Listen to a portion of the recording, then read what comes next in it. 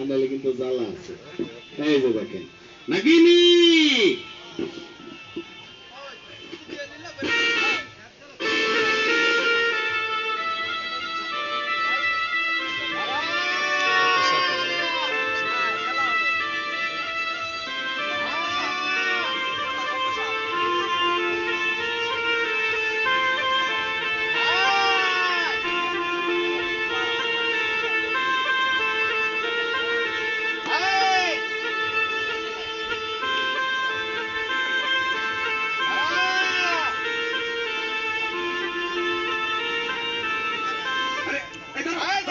কি করতেছো?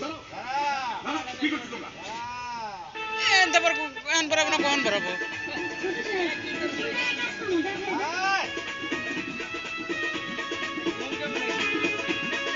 জায়গা ভালো তো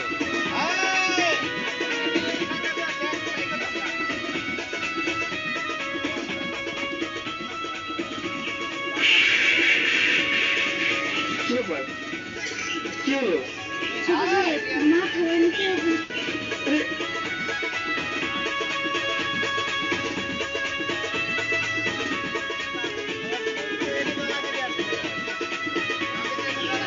কি হয়েছে? বলবো তোমাকে কিছু না ছোট সাহেব, তোমার অনেক খারাপ লাগছে।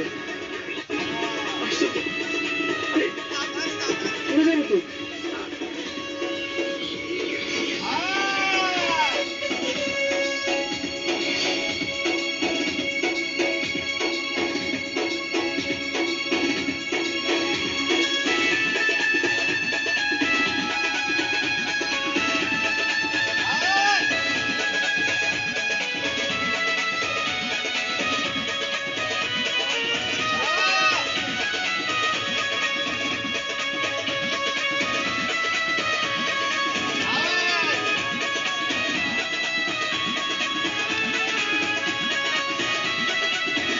দাঁড়া, কামড় দিস না।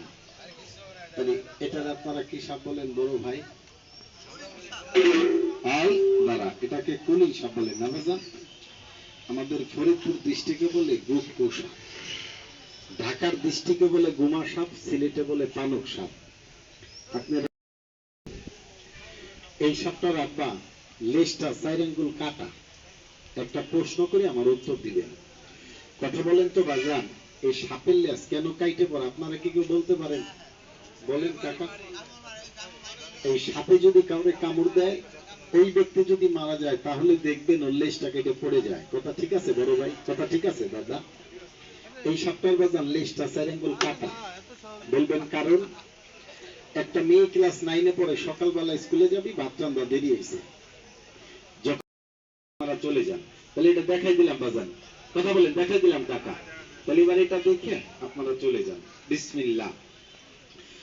গাছ বন্ধ, গাছালি বন্ধ, বন্ধ গাছের পাতা একে একে বন্ধ করিলাম। 9 লক্ষ দেবতার মাতা আল্লাহ রসুল, পীর মুর্শিদ, বাবা সানাল, শেখ ফরিদ, খাজা বাবা, মদন চা, নিদু চান, শনিদেব, আল্লাহ রসুল, রেজিকের মালিক তুই বাজান। সাপের হাতে যেন আমার মৃত্যু না হয়। মুসলমান যারা দাঁড়াইছেন, পবিত্র মুখ একটাবার বলেন একটু সুবহানাল্লাহ। আপনাদের কাছে একটা প্রশ্ন করলাম,